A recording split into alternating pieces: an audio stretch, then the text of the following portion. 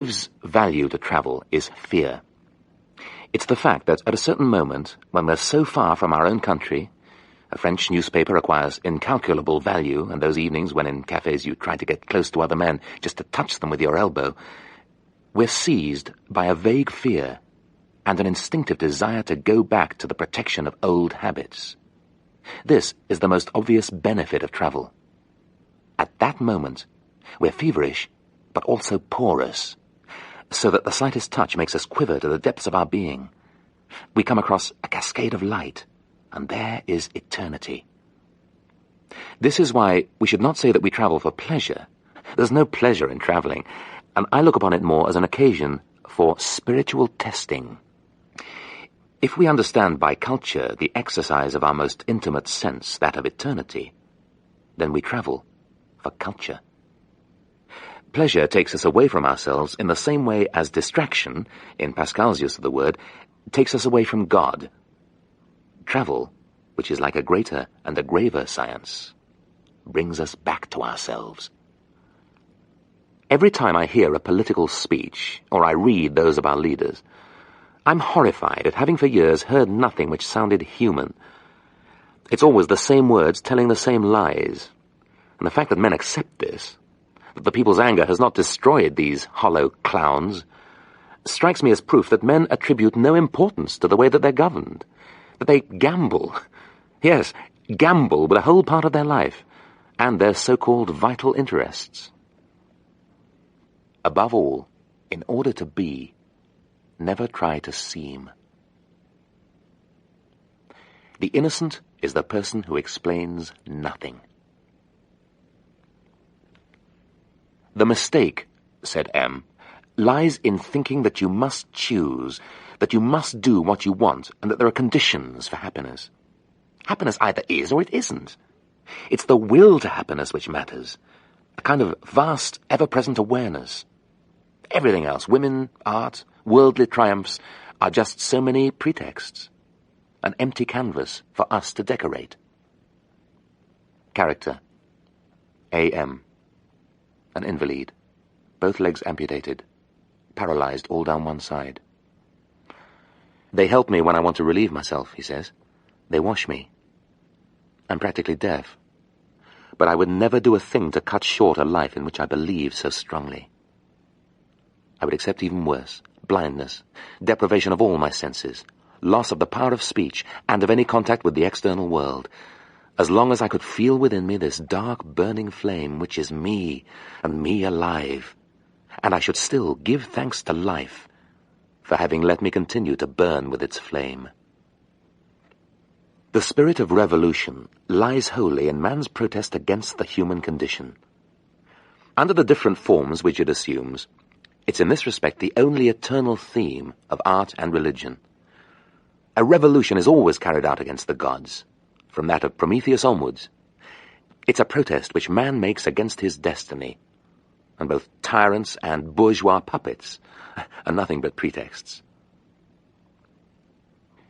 People talk a lot nowadays about the dignity of work, and about the need for it. Monsieur Gignoux, in particular, has very definite ideas on the subject. But it's a fraud. There's dignity in work only when it's work freely accepted. Only idleness has a moral value because it can serve as a criterion by which to judge men. It's fatal only to the second rate. That is its lesson and its greatness. Work, on the other hand, crushes everyone down to the same level. It provides no basis for judging men. It brings into action a metaphysic of humiliation. Under the form of slavery which the society of right-thinking people now give it, the best men cannot survive its effects. I suggest that we stand the usual expression on its head and make work a fruit of laziness. There is a dignity of labor in the little barrels which men make for themselves on Sundays. Here, work and play come together again, and play, linked with technique, attains the dignity of a work of art and of creation itself. Artist and work of art. The true work of art is the one which says least. There is a certain relationship between the global experience of an artist, his thought plus his life, his system in one sense, leaving out anything systematic which this word implies, and the work reflecting this experience. This relationship is wrong when the work gives the whole of the experience surrounded by a fringe of literature, and it's right when the work of art is a section cut out of his experience, the facet of a diamond in which the gem's inner luster is reflected but not exhausted. Now, in the first case, there's exaggeration and literature, and in the second, a work which is fruitful because of a whole implied content of experience whose wealth is not directly expressed. The problem is to acquire that knowledge of life, or rather to have lived, which goes beyond the mere ability to write, so that in the last analysis, the great artist is first and foremost a man who's had a great experience of life, it being understood that in this case, living also implies thinking about life, that living is, in fact, precisely this subtle relationship between a man's experience and his awareness of it. To live alone in one room in Paris for a year teaches a man more than 100 literary salons and 40 years' experience of Parisian life. It's a hard, terrible, and sometimes agonizing experience, and always on the verge of madness. But by being close to such a fate, a man's quality must either become hardened and tempered, or perish. And if it perishes, then it's because it was not strong enough to live. The wind, one of the few clean things in the world. They've all betrayed us. Those who preached resistance and those who talked of peace. There they are, all as docile and guilty as one another. And never before has the individual stood so alone before the lie-making machine. He can still feel contempt and use it as a weapon. And if he has no right to stand on one side and feel scorn, he still has the right to judge. Humanity in general, the crowd, can offer nothing. It was treason to believe the opposite. We die alone. They are all going to die alone.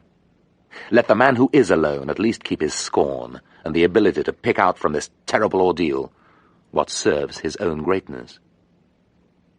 Accept the ordeal and everything which it entails, but swear, in the least noble of tasks, to perform only the noblest of actions. And real nobility, that of the heart, is based on scorn, courage, and profound indifference. To be born to create, to love, to win at games, is to be born to live in time of peace. But war teaches us to lose everything and become what we were not. It all becomes a question of style. There are many reasons for the official hostility towards England, good or bad, political or non-political, but no one mentions one of the worst motives: fury, and the ignoble desire to see the person who dares stand up to the strength that has overwhelmed you go down himself. Idea. Because of a deeper demand, he refuses everything offered to him and all his chances for happiness. He ruins his marriage, gets involved in unsatisfactory affairs, waits and hopes. I can't really define it, but I can feel it. And so on till he dies. No, I shall never be able to define it. For a generous psychology. We help a person more by giving him a favorable image of himself than by constantly confronting him with his faults. Everyone normally tries to be like the best image of himself. This can be extended to education, history, philosophy, and politics. We, for example, are the result of 20 centuries of Christian imagery. For 2,000 years, man has been presented with a humiliated image of himself. We can see the result.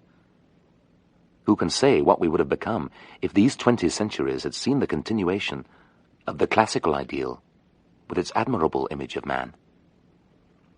Living with one's passions also means living with one's sufferings, which form a counterweight, a corrective, a means of balancing and paying for them.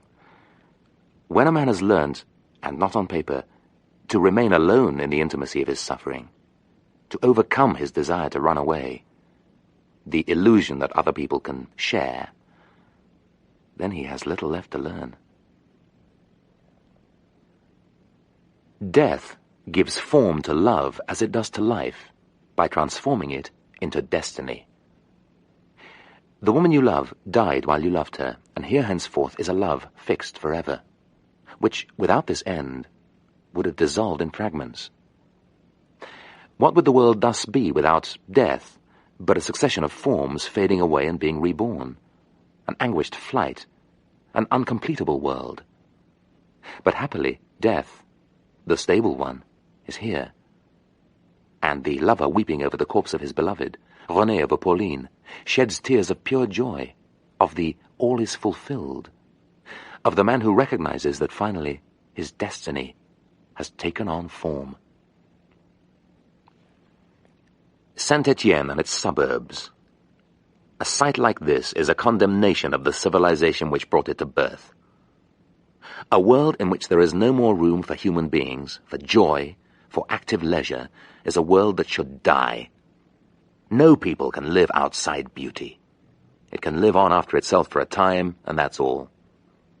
And this Europe, which here offers one of its most permanent faces, is ceaselessly moving away from beauty.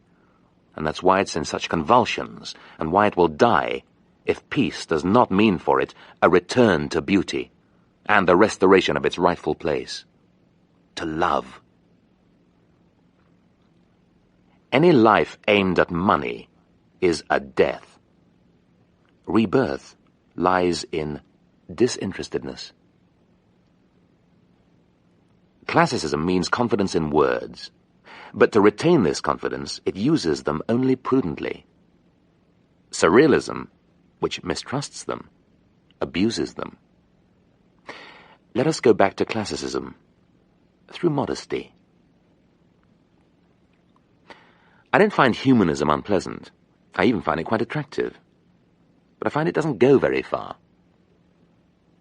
There is a stage in every suffering, every emotion, every passion, when it belongs to the most individual and inexpressible part of man, and a stage in which it belongs to art. But in its first stage, art can never do anything with it. Art is the distance which time gives to suffering. It's man's transcendence with regard to himself. Finally, I choose liberty. For even if we do not achieve justice, liberty still keeps the power to protest against injustice and preserves communication. Liberty means being able to defend opinions I do not hold, even in a regime or a world that I approve of. It's the ability to let one's opponent be right. I have a very keen liking for freedom, and for any intellectual, freedom finally becomes inseparable from freedom of expression. But I'm perfectly well aware that for a very great number of Europeans, this concern does not come first, since only justice can give them the basic standard of living which they need, and rightly or wrongly, they'd be quite willing to sacrifice freedom to this elementary justice. I've known this for a long time. If I felt it necessary to defend the bringing together of justice and liberty, it would be because I thought this was the last hope of the West. But they can be brought together only in a certain atmosphere which, today, strikes me as almost utopian. It needs tumbrils filled with blood and centuries of history to achieve an imperceptible change in the human condition. Such is the law. For years, heads fall like hail, terror reigns, men cry revolution, and what's finally achieved is the replacement of absolute by constitutional monarchy. After 2,000 years of Christianity, the revolt of the body. It's taken 2,000 years for us once again to be able to show it naked on the beaches. Hence the excess. And it's recovered its place in our customs. What we now have to do is to restore its place in philosophy and metaphysics. This is one of the meanings of the modern convulsion.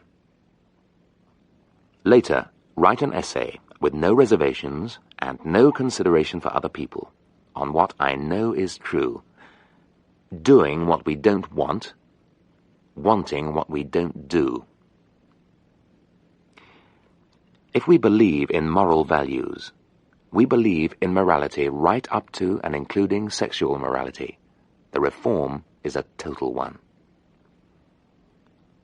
We must find love before finding morality, otherwise, anguish. Commitment. I have the highest and most passionate idea of art. Much too high to agree to submit it to anything. Much too passionate to wish to separate it from anything.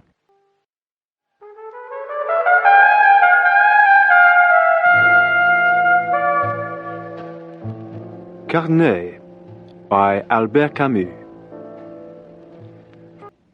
Sun and white houses, scarcely grasped shades of meaning. Oh, my untouched moments of happiness are already drifting away, and offering no more help in the gloom of the evening than a young woman's smile or the understanding glance of shared friendship.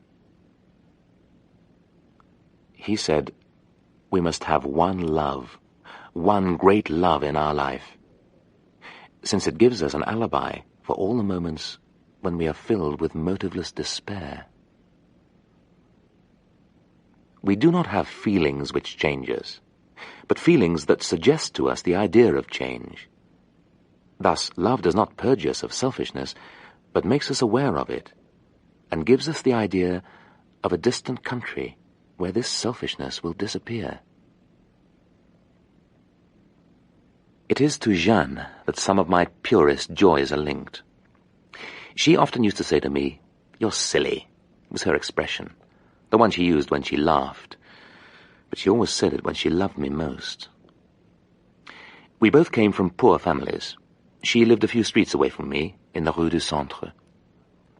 Neither of us ever went out of our own neighborhood, for everything brought us back to it, and in both our homes we found the same sadness and the same sordid life. Our meetings were a way of escaping from all this. Yet today, when I look back over so many years and see her face like a tired child's, I realize that we were not really escaping from it, and that what is now priceless in our love stemmed from this very shadow which this poverty cast over us. I think that I really did suffer when I lost her, but I had no feelings of rebellion. This is because I'd never really felt at ease in ownership. Regret has always seemed more natural to me. And although I can see my feelings quite clearly, I've never been able to stop thinking that Jeanne is much more a part of me at a moment like today than she was when she stood a little on tiptoe to put her arms round my neck. I can't remember how I met her, but I know that I used to go and visit her at home. Her father worked on the railway. When he was at home, he always sat in a corner looking thoughtfully out of the window, his enormous hands flat on his thighs. Her mother was always doing housework. So was Jeanne, but in such a light and carefree manner that she never looked as if she was really working. She wasn't very small, but always looked so to me, and I felt that she was so light and tiny that I always had a twinge of sadness when I saw her dart across the road in front of lorries. I can see now that she was probably not very intelligent. At the time, I never thought about it. She had her own particular way of playing at being cross that almost made me cry with delight. And this heart, now closed to so much, can still be touched by the memory of the secret gesture she'd make when she turned round and threw herself into my arms when I begged her to forgive me. I can't remember now whether I wanted her physically or not.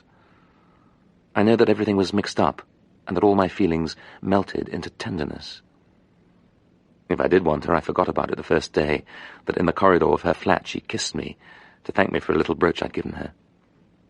With her hair drawn back, her uneven mouth with its rather large teeth, her clear eyes, straight nose, she looked that evening like a child that I'd brought into the world for the sake of its love and tenderness. Helped by Jeanne herself, who always called me her big friend, I kept that impression for a long time. There was a strange quality in the joys we shared together. When we got engaged, she was 18, I was 21, but what filled our hearts with grave and joyful love was the official character that it now had. And for Jeanne to come home with me, for Mother to kiss her and call her my girl, were all opportunities for rather ridiculous moments of joy that we made no attempts to hide. But Jeanne's memory is linked in my mind with an impression that I shall never be able to express. I can still feel it, however, and I only need to be sad, see a woman whose face touches me, and then come across a brilliantly lit shop front, to find Jeanne with me again, her face turned towards me as she says, "How lovely," and be hurt by the truth of the memory. It was at Christmas time, and the local shops made a great show with lights and decorations. We'd stop in front of the confectioner's window, and chocolate models, the imitation rockwork of gold and silver paper, the snowflakes of cotton wool, the gilded plates and rainbow-colored cakes, all sent us into raptures. I felt a little ashamed, but I could not hold back the upsurge of joy that filled my whole being and brought tears to Jeanne's eyes. If today I try to analyze this feeling, I can find many different things in it. Certainly this joy came first and foremost from Jeanne, from her scent, and the way she used to hold tightly onto my wrist or pout her lips. But there was also the sudden brightness of the shops in a neighborhood that was normally so dark, the hurried air of the passers-by, laden with parcels, the delight of the children in the streets, which all helped to tear us from our world of loneliness. The silver paper round the chocolates was the sign that a confused but noisy and golden period was beginning for the simple-hearted, and Jeanne and I snuggled closer together. Perhaps we were vaguely aware of the particular happiness that a man feels when his life falls into harmony with what he is himself. Normally, we carried the magic desert of our love through a world from which love had disappeared.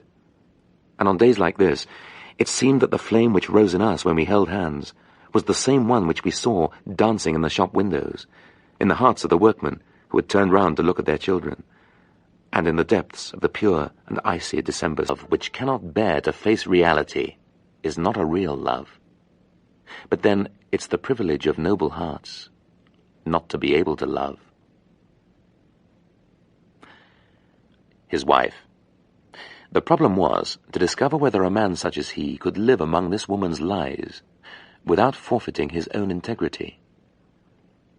A time comes when one can no longer feel the emotion of love.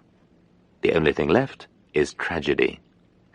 Living for someone or for something no longer has any meaning. Nothing seems to keep its meaning except the idea of dying for something. Sexual life was perhaps given to man to divert him from his true path. It is his opium. Within, all is sleep. Outside, things come to life again. At the same time, chastity puts an end to our species, which is perhaps the truth. Everything that she can define seems despicable to her. She says, it's disgusting, it's the sex war. But the sex war exists, and we cannot do anything about it. Men who love all women are on the way to abstraction. They go beyond this world, however things may look from the outside, for they turn away from particular individual cases. The man who would run away from every idea and every abstraction, who really despairs, is the man who loves only one woman, through perseverance with this particular face that cannot satisfy everything. The inevitable end of the movement of absurdity, of rebellion, etc., and consequently the inevitable end of the contemporary world, is compassion, in the original meaning of the word. That is to say, in the last analysis, love and poetry. But this demands an innocence that I have lost. All that I can do is correctly recognize the path leading to it, and allow the time of the innocent to come. At least see this before I die. When we have once seen the glow of happiness on the face of someone we love, we know that there can be no other vocation for a man than to bring forth this light on the faces around him, and we are plunged into anguish at the thought of the sorrow and night which, by the simple fact of being alive, we cast into the hearts we meet. People insist on confusing marriage and love on the one hand and love and happiness on the other, but they have nothing in common. And this is why, the absence of love being more frequent than love, there are happy marriages. He longed for two things, of which the first was absolute possession. The second was the absolute memory that he wished to leave her. Men are so well aware that love is condemned to death, that they work at the memory of that love all the time they live in it. He wanted to leave her with a great idea of himself, so that their love would be permanently great. But he now knew that he was not great himself, and that one day, sooner or later, she would discover this, and that instead of an absolute memory, it would be for him, at least, absolute death. Victory, the only victory, would be to recognize that love can be great, even when the lover is not. But he was not yet ready for this terrible modesty. He carried with him, branded with a hot iron, the memory of her face distorted by pain. It was about then that he lost the self-esteem, which had up to that moment always borne him up. Not up to the level of love. She was right. One can love in chains, across stone walls several yards thick, etc. But once the slightest portion of the heart is subjected to duty, true love is impossible. He would imagine a future of loneliness and suffering, and his imaginings gave him a difficult kind of pleasure. But this was because he thought of suffering as noble and harmonious. But in fact what he was then imagining was a future free of suffering. From the moment that pain was there, on the contrary, life departed. Not ethics, but achievement. And there is no achievement other than that of love. That is to say, denying oneself and dying to the world. Go through to the very end, disappear, dissolve oneself in love. A moment always comes when people stop fighting and tearing each other to pieces, and finally agree to love each other for what they are. It's the kingdom of heaven. Novel. He remembered that one day, in the course of one of those atrocious scenes in which he grew more aware of the horrors the future held in store, she told him that she had sworn to herself that she would belong only to him, and that never again, once he'd gone, would anyone matter for her. And at that moment, when she thought she was telling him what was highest and most irreplaceable in their love, when she was in fact telling him of this, at that moment, when she thought she was tying him, absorbing him into her, the thought came to him, on the contrary, that he was free, and that the moment had come for him to flee and leave her there, certain of her absolute fidelity and sterility. But that day he stayed, as on the others. Novel. Love fulfills itself or degrades. The mutilation which it finally leaves behind is all the greater the more love itself miscarries. If love is not creative, it forever prevents any true creation. It is a tyrant, and a mediocre one. Thus, P felt troubled at having put himself in the position of loving without being able to give everything to that love. In this absurd waste of time and soul, he did recognize a kind of justice, which, in the final analysis, was the only one he'd ever found on this earth. But the recognition of this justice meant at the same time the recognition of a duty, that of hoisting this love, and themselves, above mediocrity, and of accepting the most terrible but the frankest suffering, the one before which, with pounding heart, mad with cowardice, he had forever been retreating. He could neither do more than he did, nor be other than he was, and the only love which would have saved everything was one where he was accepted as he was. But love cannot accept what is.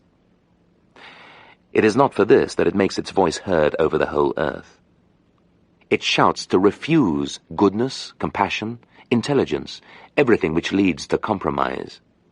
It shouts out for the impossible, the heavens in flame, inexhaustible springtime, Love stronger than death, and death itself transfigured into eternal life.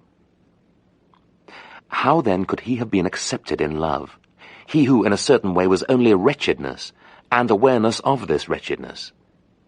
He alone could accept himself, by accepting the long, unending, and atrocious pain of losing love, and of knowing that he'd lost it through his own fault. There lay his liberty, flowing with a terrible blood, it's true. But that was also the condition on which something at least could be created within the limits that were his, in the consecration of his own wretchedness and in the wretchedness of every life, but also in the effort to achieve greatness, which was his only justification. Within this torture, any weakness gives back to love its puerile and stupid face, turns it into that vain and haggard constriction against which the least demanding heart finally rebels. Yes, that was what he had to say. I love you, but I am nothing, or very little. And you cannot really accept me in spite of all your love. In the depths of your soul, at the very roots of your being, you demand everything, and I neither am nor have everything. Forgive me for having less soul than love, less luck than desire, and for loving above my reach. Forgive me and cease humiliating me. When you cease to be able to love me, you'll be able to be just towards me. On that day you will measure my hell, and you will then love me above ourselves, with a love which will never be enough for me either, but which I shall nevertheless put on the balance sheet of life in order to accept it once again in suffering. Yes. That was true. But then the most difficult part began. When she was away, the days cried out, and each night was a wound. Carnets by Albert Camus. That one can, with no romanticism, feel nostalgic for lost poverty. A certain number of years lived without money are enough to create a whole sensibility. If he's moved into a different class, the comparison also gives him the feeling that he's lost great wealth. For rich people, the sky is just an extra, a gift of nature. The poor, on the other hand, can see it as it really is, an infinite grace. A guilty conscience needs to confess. A work of art is a confession, and I must bear witness. When I see things clearly, I have only one thing to say. It is, in this life of poverty, among these vain or humble people, that I have most certainly touched what I feel is the true meaning of life. Works of art will never provide this, and art is not everything for me. Let it at least be a means. One must not cut oneself off from the world. No one who lives in the sunlight makes a failure of his life. My whole effort, whatever the situation, misfortune or disillusion, must be to make contact again. But even within this sadness, I feel a great leap of joy and a great desire to love, simply at the sight of a hill against the evening sky. Contacts with truth, with nature first of all, and then with the art of those who've understood, and with my own art if I'm capable of it. Otherwise, the sea, sunshine, and delight, with the moist lips of desire, will simply lie there in front of me. A prisoner in the cave. I lie alone and look at the shadow of the world. A January afternoon. The heart of the air is full of cold. Everywhere a thin film of sunlight that you could split with a touch of your fingernail, but which clothes everything in an eternal smile. Who am I? And what can I do, except enter into the movement of the branches and the light, be this ray of sunlight in which my cigarette smolders away, this soft and gentle passion breathing in the air? If I try to reach myself, it's at the heart of this light that I am to be found. And if I try to taste and understand this delicate flavor that contains the secret of the world, it's again myself that I find at the heart of the universe. Myself. That is to say, this intense emotion which frees me from my surroundings, Soon my attention will be filled again with other things, and with the world of men.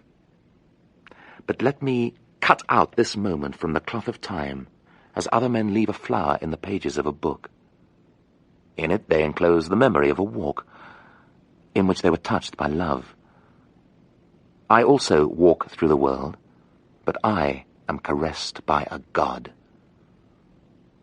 Life is short, and it's a sin to waste one's time. I waste my time all day long, while other people say that I do a great deal. Today is a resting place, and my heart goes out to meet itself. If I still feel a grain of anxiety, it is at the thought of this unseizable moment slipping through my fingers like a ball of quicksilver. Let those who want to stand aside from the world. I no longer feel sorry for myself, for now I see myself being born. I am happy in this world, for my kingdom is of this world. A cloud passes, and a moment grows pale. I die to myself. The book opens at a well-loved page. How tasteless it is when compared with the book of the world. Is it true that I've suffered? Is it not true that I am suffering, and that I am drunk with this suffering because it's made up of that sun and these shadows, of this warmth and that coldness, which can be felt afar off at the very heart of the air? What cause to wonder if something dies or men suffer, when everything is written on this window, where the sky pours forth its fullness? I can say, and in a moment I shall say, that what counts is to be true, and then everything fits in, both humanity and simplicity. And when am I truer and more transparent than when I am the world? Moment of adorable silence. But the song of the world rises, and I, a prisoner chained deep in the cave, am filled with delight before I have time to desire. Eternity is here while I was waiting for it. Now I can speak. I do not know what I could wish for, rather than this continued presence of self with self. What I want now is not happiness, but awareness. One thinks one's cut oneself off from the world, but it's enough to see an olive tree upright in the golden dust, or beeches glistening in the morning sun, to feel this separation melt away. Thus with me. I become aware of the possibilities for which I am responsible. Every minute of life carries with it its miraculous value, and its face of eternal youth. One comes to understand the quarrels of the 15th and 16th centuries. Here, each town is important, its own features and profound truth. Things and people are waiting for me, and doubtless I'm waiting for them, and desiring them with all my strength and sadness. But here, I earn the right to be alive, by silence and by secrecy. The miracle of not having to talk about oneself. I shall not grow resigned. With all my silence, I shall protest to the very end. There is no reason to say it had to be. The clouds thicken over the cloister, and night gradually darkens the flagstones bearing the moral virtues attributed to the dead. If someone here told me to write a book about morality, it would have to have 100 pages, and 99 would be blank. On the last page I should write, I recognize only one duty, and that is to love. And as far as everything else is concerned, I say no. I say no with all my strength. Fiesole. We lead a difficult life, not always managing to fit our actions to the vision we have of the world. And when I think I've caught a glimpse of the color of my fate, it shoots off out of sight. We struggle and suffer to reconquer our solitude. But a day comes when the earth has its simple and primitive smile. Then it's as if the struggles and life within us were rubbed out. Millions of eyes have looked at this landscape, and for me, it's like the first smile of the world. It takes me out of myself, in the deepest meaning of the expression. It assures me that nothing matters except my love, and that even this love has no value for me unless it remains innocent and free.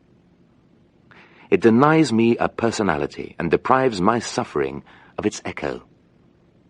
The world is beautiful, and this is everything. The great truth which it patiently teaches me is that neither the mind nor even the heart has any importance, and that a stone warmed by the sun, or the cypress tree swelling against the empty sky, set a boundary to the only world in which to be right has any meaning: nature without men. This world reduces me to nothing. It carries me to the very end. Without anger, it denies that I exist. And, agreeing to my defeat, I move towards a wisdom where everything has been already conquered. Except that tears come into my eyes, and this great sob of poetry makes me forget the truth of the world. My effort now is to carry this presence of myself to myself through to the very end, to maintain it whatever aspect my life takes on, even at the price of the loneliness which I now know is so difficult to bear. Not to give way, that's the whole secret. Not to surrender, not to betray. A certain persistence in despair finally gives birth to joy. And the same men who, in San Francesco, live by the side of these red flowers, keep in their cells a skull to nourish their meditations, seeing Florence from their windows and death on the table before them. And if I now feel that I've come to a turning point in my life, this is not because of what I've won, but of what I've lost. Within me I feel a deep and intense strength that will enable me to live as I intend. If today I feel so distant from everything, it's because I have strength only to love and to admire. Life with its face of tears and sun. Life in the salt sea and on warm stones. Life as I love and understand it. As I caress it, I feel my love and despair gathering strength within me. Today is not like a resting place between yes and no. It is both yes and no. No and rebellion against everything which is not tears and sunlight. Yes to my life, whose future promise I now feel within myself for the first time. A year of burning intensity, which is coming to an end. At Italy. I'm uncertain of the future, but have achieved total liberty towards my past and towards myself. Here lies my poverty and my soul wealth. It's as if I were beginning the game all over again, neither happier nor unhappier than before, but aware now of where my strength lies, scornful of my own vanities, and filled with that lucid fervor which impels me forward towards my fate. I don't care about my personality, and I'm not interested in cultivating it. I don't want to treat my life as an experiment, but to be what my life makes me. It is I who am the experiment, and it's life that forms and controls me. If I had enough strength and patience, I know how completely impersonal I should become, how far my strength would carry me on the path to active nothingness. Am I now capable of what other people call a serious attitude to life? Am I lazy? I don't think so, and have given myself proof to the contrary. But have we the right to refuse difficulties under the pretext that we don't like them? An intellectual? Yes, and never deny it. An intellectual is someone whose mind watches itself. I like this because I'm happy to be both halves, the watcher and the watched. Can they be brought together? Well, this is a practical question. We must get down to it. I despise intelligence really means I cannot bear my doubts. I prefer to keep my eyes open. What sordid misery is in the condition of a man who works and in a civilization based on men who work. But we must hang on and not let go. The natural reaction is always to scatter one's talents outside work, to make people admire you the easy way, to create an audience and an excuse for cowardice and play acting. Most marriages are organized on this basis. Another inevitable reaction is to try to be clever about it. Besides, the two things fit in very well together. If you let yourself go physically, neglect your body, and let your willpower slacken,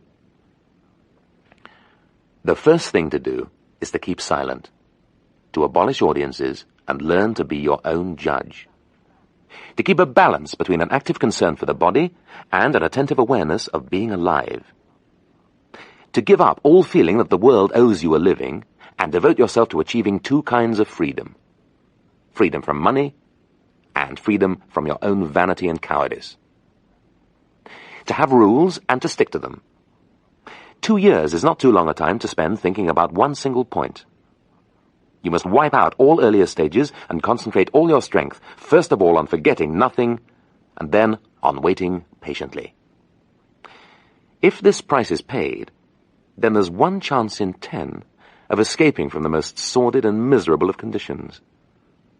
That of the man who works. It's always useless to try to cut oneself off, even from other people's cruelty and stupidity. You can't say, "I don't know about it." There is nothing less excusable than war and the appeal to national hatreds. But once war has come, it's both cowardly and useless to try to stand on one side under the pretext that one is not responsible. Ivory towers are down. Indulgence is forbidden for oneself as well as for other people.